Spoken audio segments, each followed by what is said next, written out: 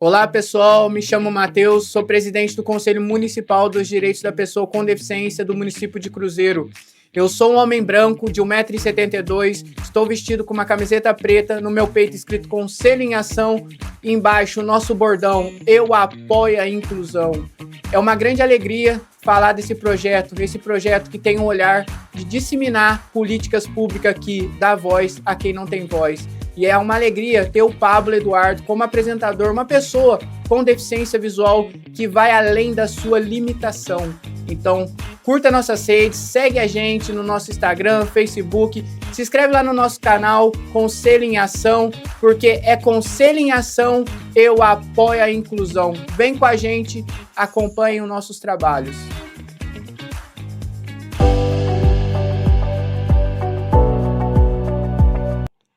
Sejam muito bem-vindos e bem-vindas a mais um episódio do Conselho em Ação, o podcast oficial do Conselho Municipal no Direito da Pessoa com Deficiência de Cruzeiro, São Paulo. Eu sou o Pablo Eduardo, membro do Conselho, e hoje nós vamos falar sobre uma coisa que é a base de tudo o que falamos aqui, a lei. Quando o direito é respeitado, a dignidade acontece. E para falar sobre esse assunto tão importante, eu terei a honra de receber aqui a doutora Priscila, advogada e secretária executiva do Conselho Municipal da Pessoa com Deficiência. Antes de passar a palavra para ela, vou fazer minha autodescrição. Eu sou um homem branco, de 1,66 de altura, meu cabelo é preto, curto, liso, meus olhos são castanho escuro, tenho um pouquinho de barba, estou vestindo a camisa preta do Conselho, escrita Conselho em Ação, eu apoio a inclusão. Estou com uma blusa de frio aberta cinza, e é isso. Doutora Priscila, por favor, faça a sua autodescrição. Olá, Pablo. Prazer estar aqui com vocês. Sou uma mulher baixa, branca, de 1,52 m, cabelos loiros, fiz um ondulado no cabelo, estou vestindo um macacão preto, um blazer azul marinho e um escarpão terra. E é um prazer, como eu disse, estar aqui com vocês para poder ajudar a esclarecer algumas dúvidas para todos. Ok, muito obrigado. E agora nós vamos para o próximo bloco. Esse bloco é o Fala que eu te escuto. E para começar, doutora Priscila, por favor, nos conte um pouquinho da sua história, de como iniciou a sua jornada com os conselhos e a causa da pessoa com deficiência. Então, vamos lá, Pablo. Eu, antes de ser advogada, eu sou fisioterapeuta, então eu já trabalhava com essas pessoas com deficiência antes da advocacia, antes de conhecer um pouco mais sobre o direito. Eu fui servidora pública municipal durante 16 anos, então eu sempre lidei com a população, sempre atuei nessa causa, e mesmo sem ser advogada, já sempre quis ajudar essa população de alguma forma ou de outra, né? Depois resolvi fazer a advocacia, fazer o direito, e mesmo que eu não quisesse, essa questão sempre veio para mim, porque até então os meus pacientes precisavam da minha ajuda, da minha orientação, e por mais que eu não atuasse nessa área da pessoa com deficiência até o momento, eles sempre precisavam de ajuda, de indicações e de esclarecimentos.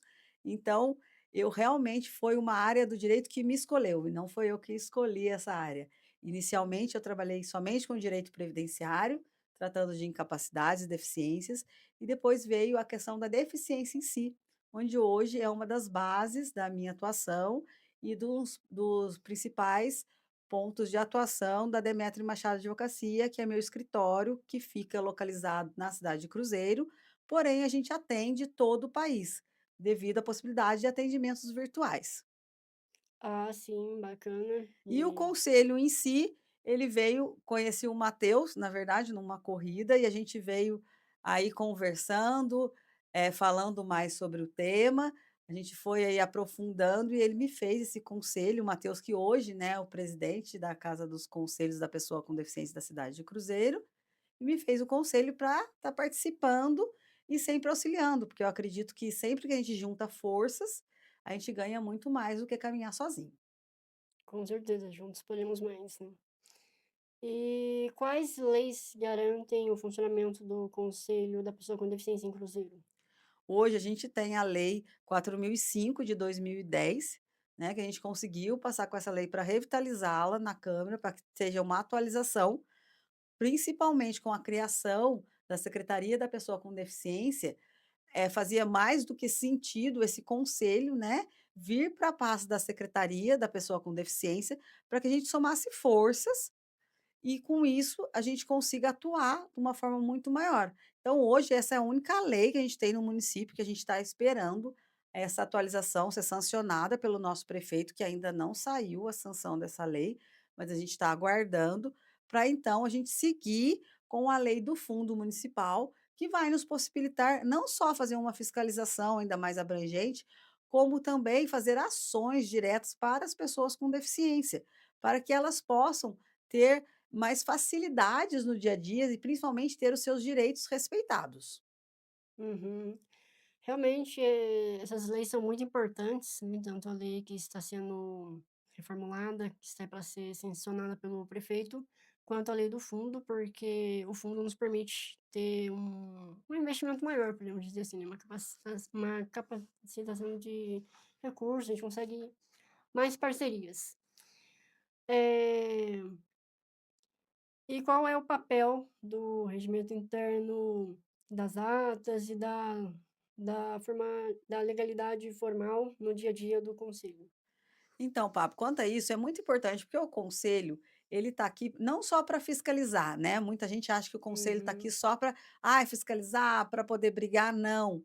E o regimento interno, ele traz justamente, não somente a função de fiscalização do conselho, como também todas as normativas, ele especifica cargo, função de cada um, ele traz projetos, apontamentos e indica por onde o conselho deve seguir, quais os caminhos legais que o conselho deve seguir para cumprir a sua função junto à população, que é o maior objetivo.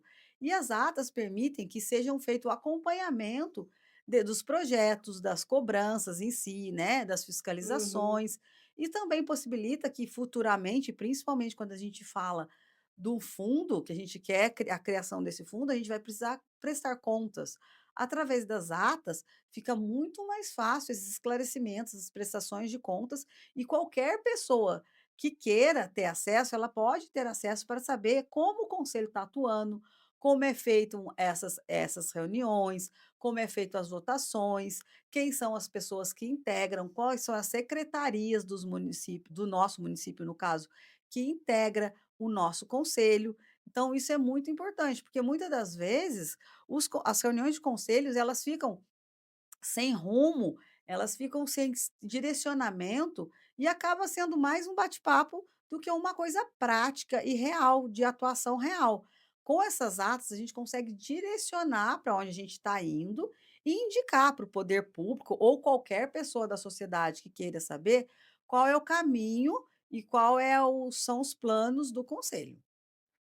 Ah, sim, essa é uma fala muito importante, porque realmente tem gente que pensa que o papel do conselho é apenas ficar fiscalizando e brigando, Isso, e a gente não mas está é aqui para brigar, né, a gente está aqui isso. para somar com o poder público, para trazer uma outra visão e principalmente no caso do conselho da pessoa com deficiência, os próprios deficientes que são conselheiros, inclusive você, né, Aham. podem mostrar qual é a real necessidade. Porque pessoas como eu, por exemplo, que não têm uma deficiência, a gente não tem a mesma visão, a gente nunca vai conseguir saber o que vocês realmente precisam no dia a dia, o que vocês passam. A gente tem o conhecimento, mas a real vivência, somente uma pessoa com deficiência pode trazer, e isso é importante. E Uhum, destacar, o que você disse, o conselho não está aqui para brigar, o conselho está para somar. com certeza. É claro que nós temos que fiscalizar, tal, mas, não é apenas isso, nós estamos aqui para ajudar no que for possível. Isso, o conselho não está Uhum, aqui, ô Pablo, não só para fiscalizar, mas também pode criar projetos, né, que facilitem a vida da população, que tragam esclarecimentos para todos, porque a gente precisa lembrar que a população em geral não tem o conhecimento, nem que existe o conselho. Imagina, né, dos planos aí, dos projetos que estão sendo criados. uhum. É, realmente ainda falta essa informação de uma forma mais precisa, né, para chegar nas pessoas. E graças a Deus hoje nós estamos fazendo isso através do Conselho em Ação. Bom, você já enfrentou alguma situação em que a legalidade ajudou a salvar uma iniciativa ou proteger alguém? Bom, eu vivo isso praticamente todos os dias, né, porque na minha atuação das pessoas com deficiência, a gente vê no dia a dia os direitos serem desrespeitados continuamente. E não é só ali na vaga do estacionamento que as pessoas param 2 minutinhos, mas só 2 minutinhos. Se você não é uma pessoa com deficiência, você não tem direito a essa vaga nem por 1 minuto. Então isso é uma coisa comum. Mas eu acho que eu vou trazer aqui uma situação que eu acho importante, que muitas pessoas desconhecem, que é a possibilidade, por exemplo, de um recebimento do BPC-Loas, que é esse benefício assistencial, né, que ele pode ser concedido à pessoa com deficiência e também ao idoso a partir dos 65 anos de idade. Mas acontece que a informação é: somente uma pessoa na casa pode receber esse benefício. Isso é uma mentira. Isso, infelizmente, é um mito que as pessoas desconhecem, tá? E elas simplesmente elas propagam.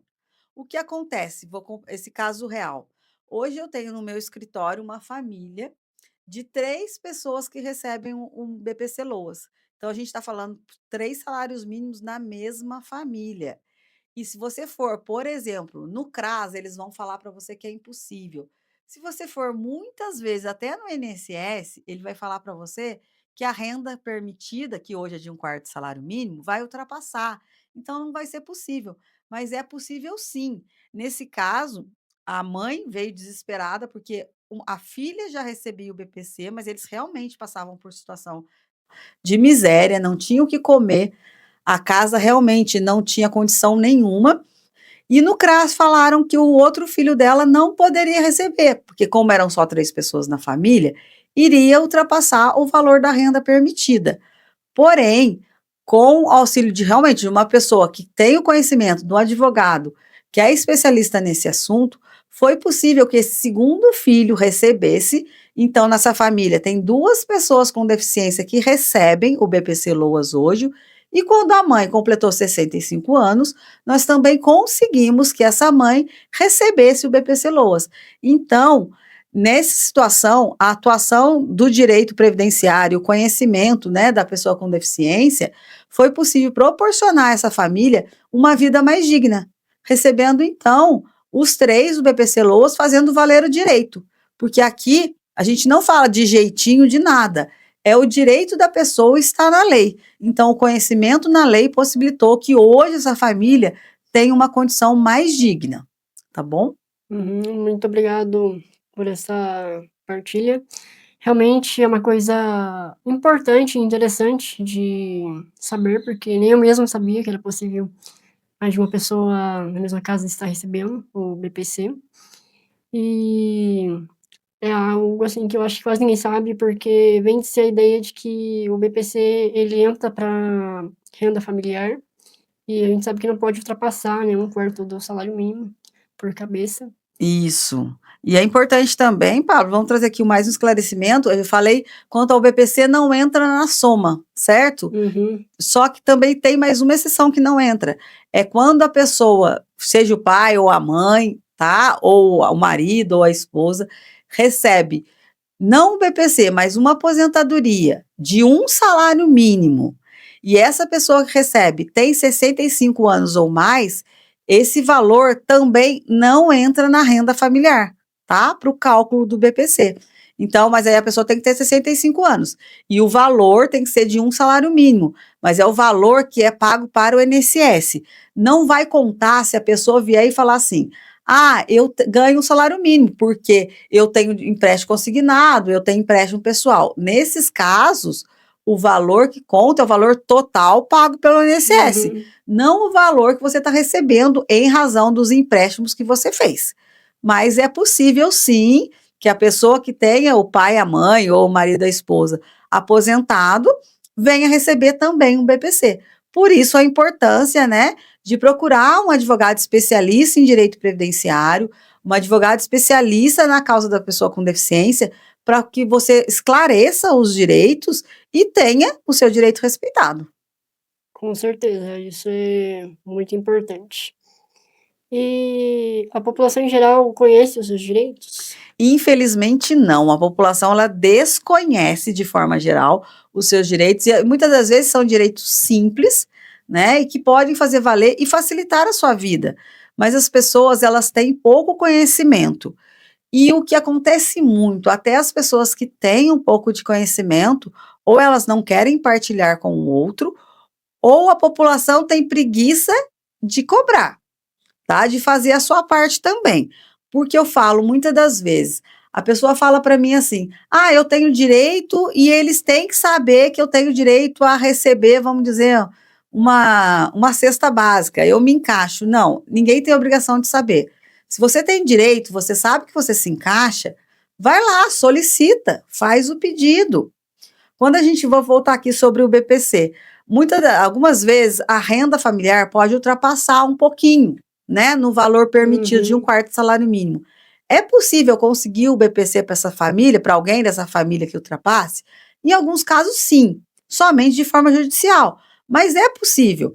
Mas para isso, a gente vai precisar comprovar que aquela família está tendo gastos com aquela pessoa com deficiência que não são cobertos pelo poder público, como, por exemplo, uma medicação, uma fralda, uma alimentação especial ou uma terapia. Só que como que a gente vai comprovar isso? É necessário fazer o pedido junto ao órgão público e ter a negativa. Ah, eles não responderam. Se passou de 30 dias, já é considerado resposta tácita, tá? Já considera como resposta negativa.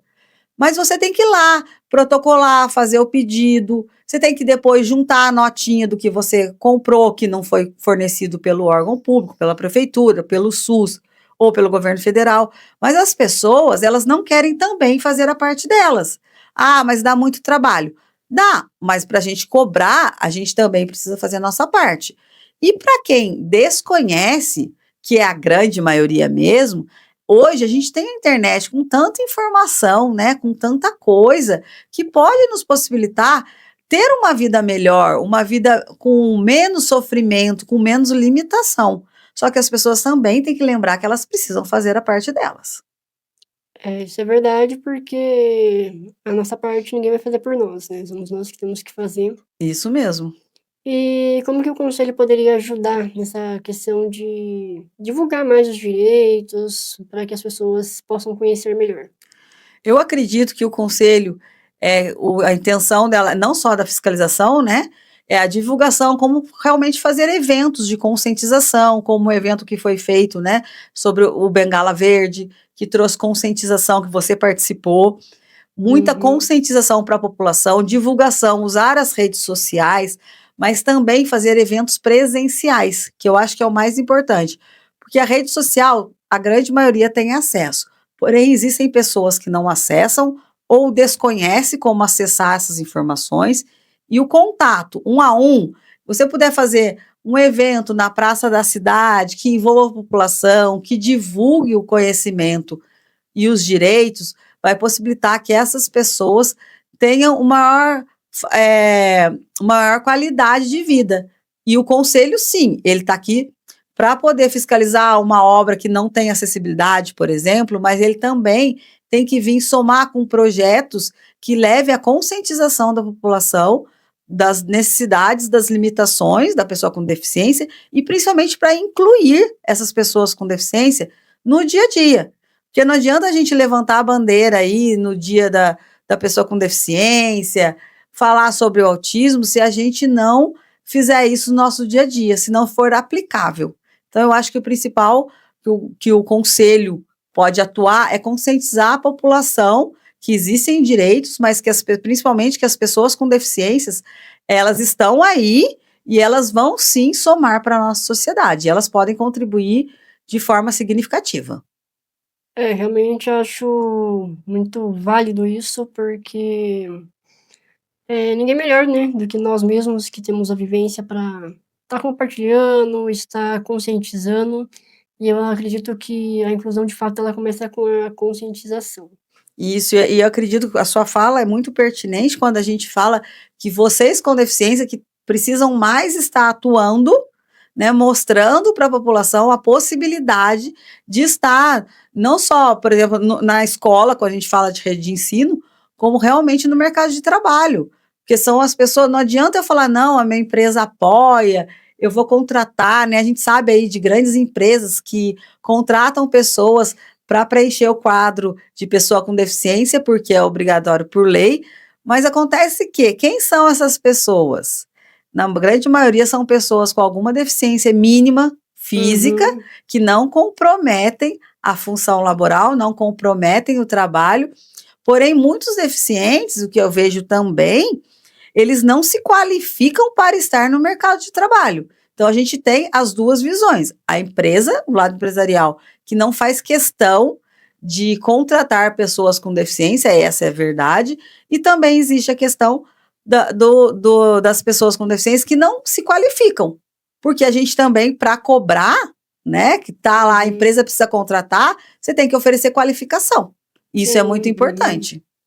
Tem que estar preparado para quando surgir a oportunidade. Isso, porque não tá fácil para ninguém, né? O emprego não tá fácil para nenhuma área. Então, e com certeza uma pessoa com deficiência, ela enfrenta um desafio de se colocar no mercado de trabalho muito maior do que uma pessoa que não tenha deficiência. Com certeza, principalmente essas deficiências assim mais avançadas, tipo, eu tenho deficiência visual total. Sim. Né? Tem outras pessoas que têm a questão da mobilidade bem reduzida, enfim. Muito obrigado. Agora nós vamos para o próximo bloco, que é o Momento Inclusivo, onde vamos ter o relato de uma pessoa com deficiência que participa aqui do Conselho.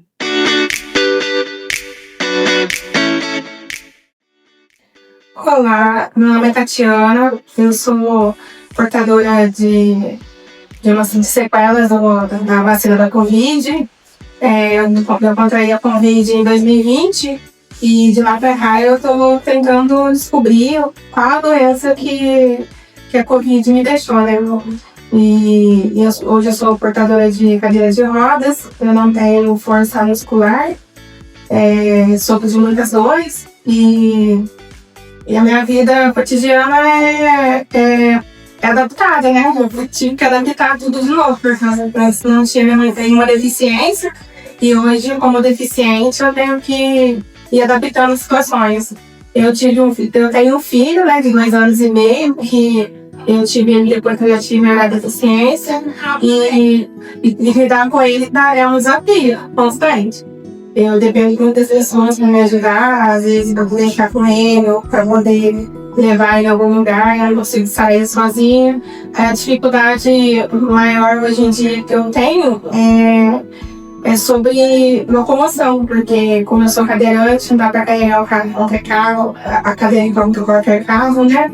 E para chamar Uber ou qualquer aplicativo, qualquer motorista de aplicativo, nem todos eles carregam a gente.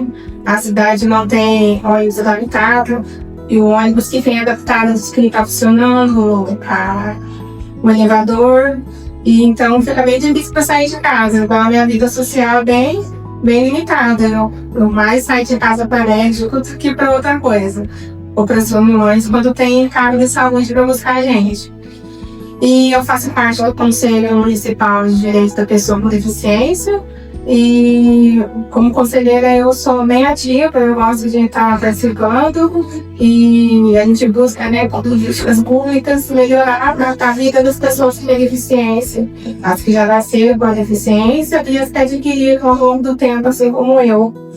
E eu agora faço reabilitação no Simontório São José dos Campos e depois comecei a reabilitação, a minha vida está melhor, porque eu estou adaptando melhor a vida, né? Como que eu tenho que lidar, o que eu devo fazer. Eu tenho apoio mais com terapeutas de várias áreas, né?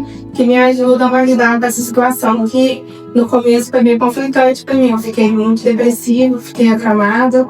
E agora que eu já estou começando a lidar melhor e aceitar a situação e saber lidar com uma pessoa com deficiência. E ajudar outras pessoas também, né? À medida que eu posso, eu estou sempre agregando na vida das pessoas também essa forma nova, né, de enxergar que a gente não é uma pessoa, a gente é uma pessoa com deficiência, mas a deficiência não pode limitar a gente, né, não pode definir o que a gente é. Então, a partir do que a gente aprende como pessoa, a gente vai vivendo e lutando, né, para poder melhorar a situação. A cidade ainda não é totalmente inclusiva, o país não é, o mundo não é inclusivo como devia ser, mas a gente já está conseguindo fazer coisas que antes a gente não podia. Hoje eu faço esporte paralímpico, eu faço parte do projeto APA, que é um projeto para pessoas com deficiência praticar esportes, e isso me ajuda bastante também. Hoje eu tenho o desejo de ser uma atleta paralímpica, então já mudou bem o meu conceito. De antes eu não tinha perspectiva nenhuma. Hoje eu tenho uma coisa que eu posso colocar para fazer para a vida. Então, isso é um pouquinho da minha história resumida. Ainda a minha deficiência ainda não está definida. Eu tenho um laudo de infecciosa e mielite transversa, mas esse laudo ainda não é conclusivo. Então, ainda estou em busca de nova forma de ser reconhecido como deficiência, né? Como deficiente e tratada direito. Porque ainda está muito difícil para conseguir esse diagnóstico por conta de médicos mesmo, que não tem interesse, né, de buscar a melhora, não só para minha deficiência, como para outras pessoas. Acho que é isso.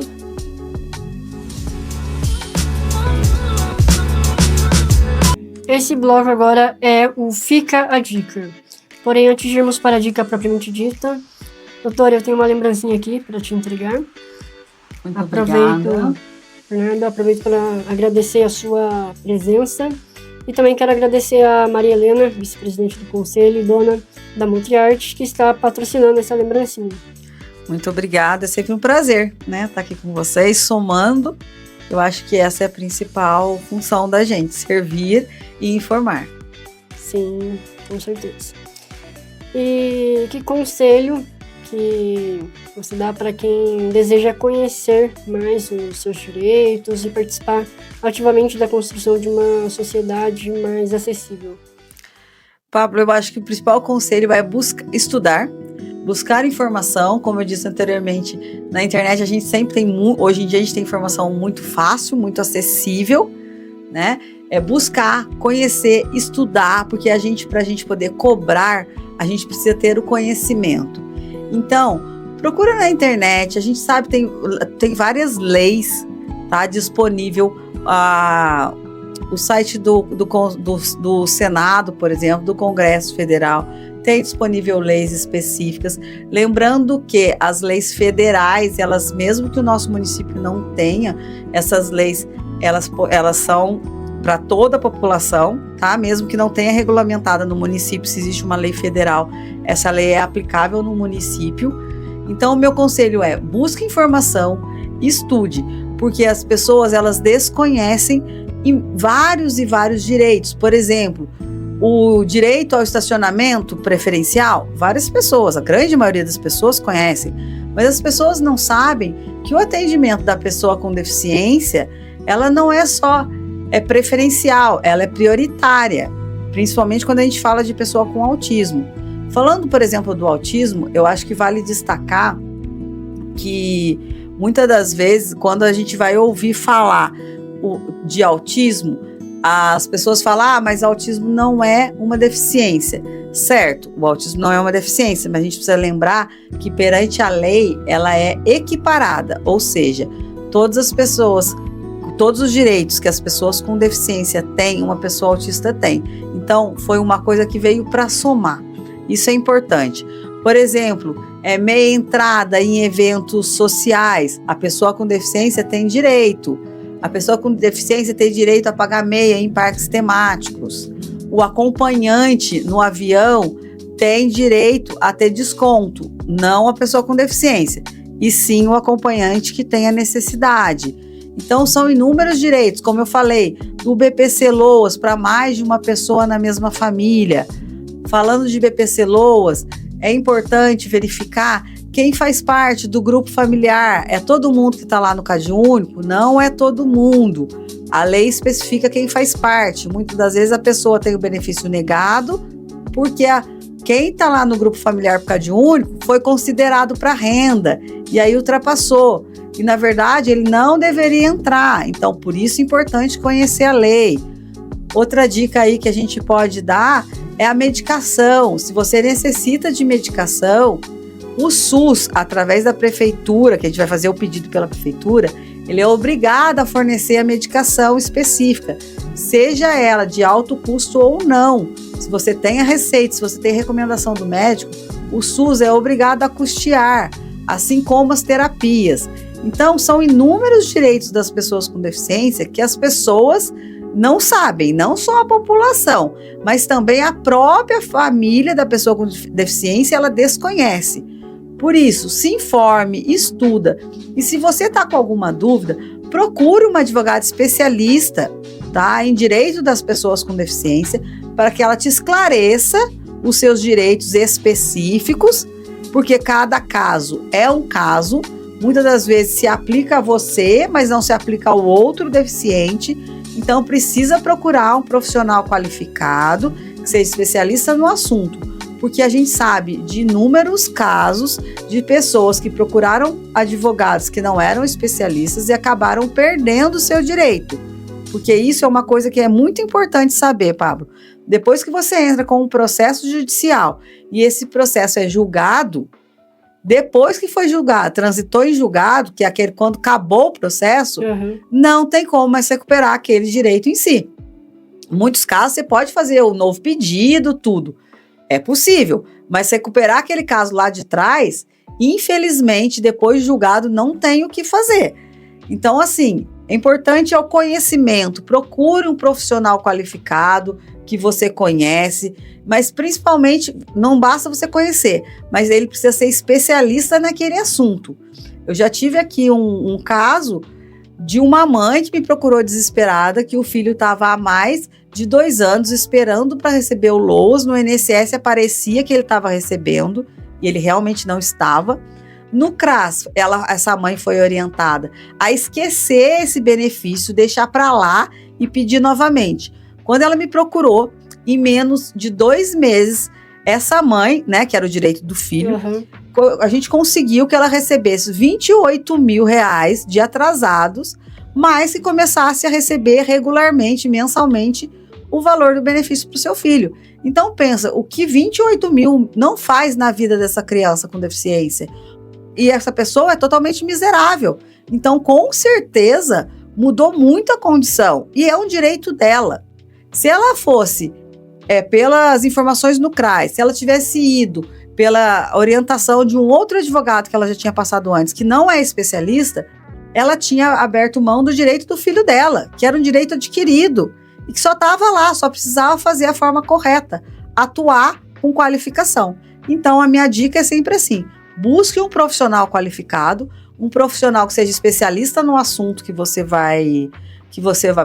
necessita, para que você não tenha o seu direito desrespeitado. Mais uma fala muito importante, porque eu acredito muito nisso, né, que ninguém é melhor do que um especialista para estar orientando e ajudando em todas essas questões. Muito obrigado. E para finalizar, a lei não é apenas um papel, ela é um escudo. Quando respeitada, protege, e quando ignorada, machuca. Um grande abraço e até o próximo episódio do Conselho em Ação. Até mais, obrigada pela oportunidade. A Natália, sou uma mulher da pele branca, com os cabelos pretos, estou vestida com a camiseta preta do Conselho, escrito Conselho em Ação, eu apoio a inclusão, eu faço parte do Conselho do Direito da Pessoa com Deficiência de Cruzeiro. Aqui eu deixo o meu agradecimento aos patrocinadores deste podcast, a Motriarte, Casa CZ, a DBNet que nos patrocinou com as camisetas. Muito obrigado pela ajuda de cada um. Aqueles que puderem estar nos patrocinando, pode nos procurar nas redes sociais ou até mesmo entrar em contato. Conselho em Ação, eu apoio a inclusão.